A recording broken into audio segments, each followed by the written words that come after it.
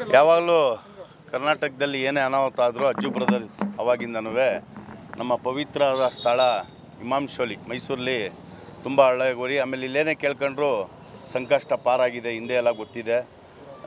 ಇವತ್ತು ಕರ್ನಾಟಕ ರಾಜ್ಯದಲ್ಲಿ ಕರ್ನಾಟಕ ಕಂಡ ಅಪರೂಪದ ರಾಜಕಾರಣಿ ಮತ್ತು ನಮ್ಮ ಮೈಸೂರವರು 2ನೇ ಬಾರಿ ಮುಖ್ಯಮಂತ್ರಿ ಆಗೋರು ಒಬ್ಬ ಸೆಕ್ಯುಲರ್ ನಾಯಕರು ನಮ್ಮ ಸಿದ್ದರಾಮಯ್ಯ ಅವರು. ಇವತ್ತು ನಾನು ಒಂದು 20-30 ವರ್ಷದಿಂದ ರಾಜಕಾರಣದಲ್ಲಿದ್ದು ತುಂಬ ಹತ್ರದಿಂದ ನೋಡಿದ್ದೀನಿ. ಅವರು ಎಲ್ಲ ಸಮಾಜಕ್ಕೆ ಪ್ರೀತಿ ಮಾಡೋಂಥ ವ್ಯಕ್ತಿ ಯಾರ ಕರ್ನಾಟಕ ರಾಜ್ಯದಲ್ಲಿ ಇವತ್ತಿದ್ದಾರೆ ಅಂದರೆ ಅವರು ಸಿದ್ದರಾಮಯ್ಯ ಅವರು. ಅವರು ಬಡವ್ರ ಬಗ್ಗೆ ಇಟ್ಟಿರೋಂಥ ಕಾಳಜಿ ಇದು ವಿರೋಧ ಪಕ್ಷದವ್ರಿಗೆ ಸಹಿಸ್ಕೊಳ್ಳೋಕ್ಕಾಗದೆ, ಇವತ್ತು ಅವರು ಕಾರ್ಯಕ್ರಮಗಳು ಸಹಿಸ್ಕೊಳ್ಳೋಕ್ಕಾಗದೆ ಅವ್ರಿಗೆ ಗೊತ್ತಾಗ್ಬಿಟ್ಟಿದೆ ಭವಿಷ್ಯ.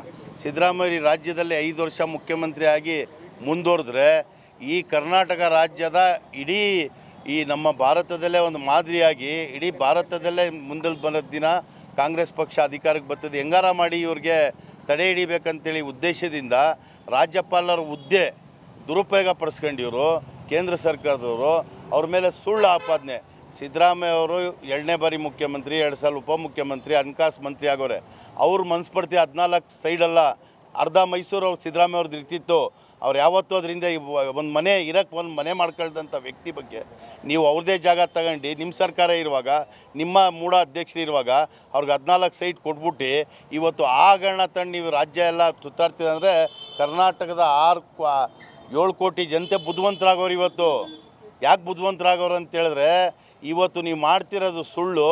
ಇವತ್ತು ಜನ 7 ಕೋಟಿ ಜನದ ಆಶೀರ್ವಾದ ಸಿದ್ದರಾಮಯ್ಯವ್ರ ಜೊತೆ ಇದೆ ನೋಡಿ. ಇವತ್ತು ನಾವು ಮುಸ್ಲಿಂ ಸಮಾಜದಿಂದ ಇವತ್ತು ಸಿದ್ದರಾಮಯ್ಯವ್ರ ಬಗ್ಗೆ ಬಂದು ಆ ಭಗವಂತದಲ್ಲಿ ಕೇಳ್ಕೊಂಡಿದ್ದೀವಿ ಅಂದರೆ ಅವ್ರ ಬಗ್ಗೆ ಇಟ್ಟಿರೋಂಥ ಕಾಳಜಿ, ಅವ್ರ ಬಗ್ಗೆ ಇಟ್ಟಿರೋಂಥ ಪ್ರೀತಿ.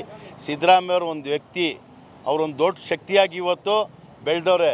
ಕರ್ನಾಟಕ ರಾಜ್ಯಕ್ಕೆ ಸಿದ್ದರಾಮಯ್ಯವರು ಈ 7 ಕೋಟಿ ಜನತೆಗೆ ಬೇಕು. ಇವತ್ತು ಸಿದ್ದರಾಮಯ್ಯವ್ರು ಎದುರಲ್ಲ, ಅವರು ಬೆದರಲ್ಲೂಬಾರ್ದು.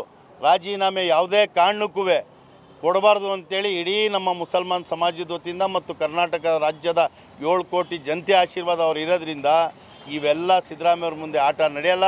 ಇದಕ್ಕೆಲ್ಲ ಎದುರಲ್ಲ, ರಾಜೀನಾಮೆ ಕೊಡಬಾರ್ದು ಅಂಥೇಳಿ ಅವ್ರಿಗೆ ನ್ಯಾಯಾಲಯದಿಂದ ನ್ಯಾಯ ಸಿಗ್ತದೆ. ಗವರ್ನರ್ ಅವರು ಇದೆಲ್ಲ ಬಿಡಬೇಕಿದೆ. ಕರ್ನಾಟಕದ ರಾಜ್ಯದ ಜನ ಭಾಳ ಶಾಂತಿ ಪ್ರಿಯರು. ನಮ್ಮ ಕರ್ನಾಟಕದ ಮುಖ್ಯಮಂತ್ರಿಗಳಿಗೆ ನೀವು ಈ ಥರ ನೋಟಿಸ್ ಕೊಟ್ಟು ಇನ್ನೊಂದು ಮಾಡಿ ನೀವು ಅಕ್ರಮದಲ್ಲಿ ಸಿಗಿಸ್ತೀವಿ ಅಂದರೆ ಒಂದಿನ ರಾಜ್ಯಪಾಲರಿಗೆ ಕರ್ನಾಟಕ ರಾಜ್ಯದಿಂದ ಓಡಿಸ್ಬೇಕಾಯ್ತದೆ.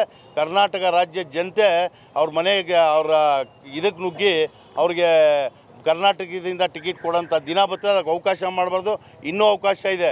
ರಾಜ್ಯಪಾಲರು ಕೊಟ್ಟಿರೋಂಥ ಹೇಳಿಕೆ, ಅವ್ರು ಕೊಟ್ಟಿರೋಂಥ ನೋಟಿಸ್ ವಾಪಸ್ ಪಡೆದ್ರೆ ಇಲ್ಲಿ ರಾಜ್ಯದಲ್ಲಿ ನೆಮ್ಮದಿ ಶಾಂತಿ ಎಲ್ಲ ಇರ್ತದೆ. ಇಲ್ಲ ಇಡೀ ಕರ್ನಾಟಕ ರಾಜ್ಯದ ಜನ ಕನ್ನಡಿಗರು ಏನು ಅಂಥೇಳಿ ರಾಜ್ಯಪಾಲರಿಗೆ ಇವ್ರು ಎಲ್ಲಿಂದನೋ ಬಂದ್ಬಿಟ್ಟು ಸಿದ್ದರಾಮಯ್ಯ ಅವ್ರ ಬಗ್ಗೆ ಹೇಳ್ತಾರೆ ಅಂತೇಳಿದ್ರೆ ಕರ್ನಾಟಕದ ಜನ ಸಹಿಸಲ್ಲ. ನಾನು ಹೇಳ್ತಾಯಿದ್ದೀನಿ, ಇವತ್ತು ಕರ್ನಾಟಕದ ಎಲ್ಲ ಬಡವರು ತಾಯಿಂದೇರು ನೋಡಿ, ಯಾರು ಕೊಟ್ಟಿದ್ರು ಯೋಜನೆ? ಇವತ್ತು 2,000 ರೂಪಾಯಿ ತಾಯಿಂದಿರಿಗೆ ಬರ್ತೈತೆ. ಯಾರು ಕೊಟ್ಟಿದ್ರು ಬಸ್ ಯೋಜನೆ ಫ್ರೀ? ಯಾರು ಕೊಟ್ಟಿದ್ರು ಅಕ್ಕಿ ಇನ್ನೂ ಕೊಡ್ತೀವಿ ದುಡ್ಡು? ಯಾರು ಕೊಟ್ಟಿದ್ರು? ಇವೆಲ್ಲ BJP ಅವ್ರಿಗೆ ಸಹಿಸ್ಕೊಳಕ್ಕೆ ಆಯ್ತಾಯಿಲ್ಲ. ಅವ್ರಿಗೆ ತಡೆ ಹಿಡಿಬೇಕಂತೇಳಿ ಇವೆಲ್ಲ ಮಾಡ್ತವ್ರೆ. ನಮ್ಗೆ ದೇವ್ರ ಮೇಲೆ ನಂಬಿಕೆ ಇದೆ, ಇಮಾಮ್ಶೋಲಿ ಗೋರಿ ಮೇಲೆ ನಂಬಿಕೆ ಇದೆ. ಮುಂದಿನ ದಿನದಲ್ಲಿ ಯಾರು ಅವ್ರಿಗೆ ತೊಂದರೆ ಕೊಡಬೇಕಂತಾರೆ ಅವ್ರಿಗೆ ಅವಮಾನ ಆಯ್ತದೆ.